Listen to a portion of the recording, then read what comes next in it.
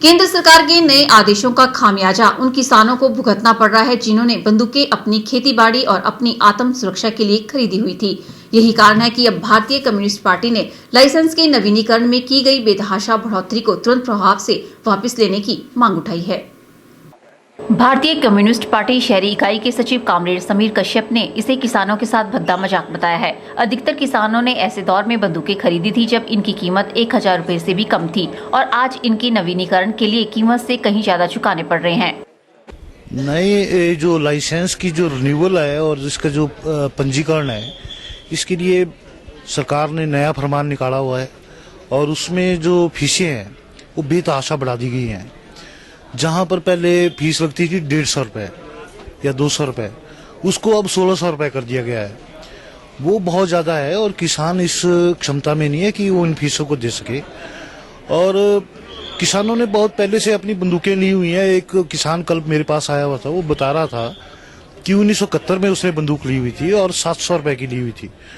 अब इसको 1600 रुपए रिन्यूअल फीस देनी पड़ रही है, जो कि उसकी बंदूक की कीमत से भी बहुत ज्यादा है। और ये जो रिन्यूअल है अब ये हर साल होगी, वैसे 3 साल बाद होती थी।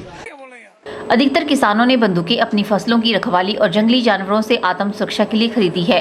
हालांकि जंगली जानवरों को मारने पर प्रतिबंध है, लेकिन हवाई फायर करके जानवरों को डराया जा सकता है। लेकिन अब जिस प्रकार से इसमें बेतहाशा बढ़ोतरी की गई है, उससे किसानों की चिंता बढ़ गई है। भाकपा का कहना है कि ऐसे में अधिकतर किसान अपनी बंदूकें लौटाने का मन बना रहे हैं और फिर प्रशासन को ही उनकी फसलों की देखभाल के लिए कर्मचारी तैनात करने होंगे।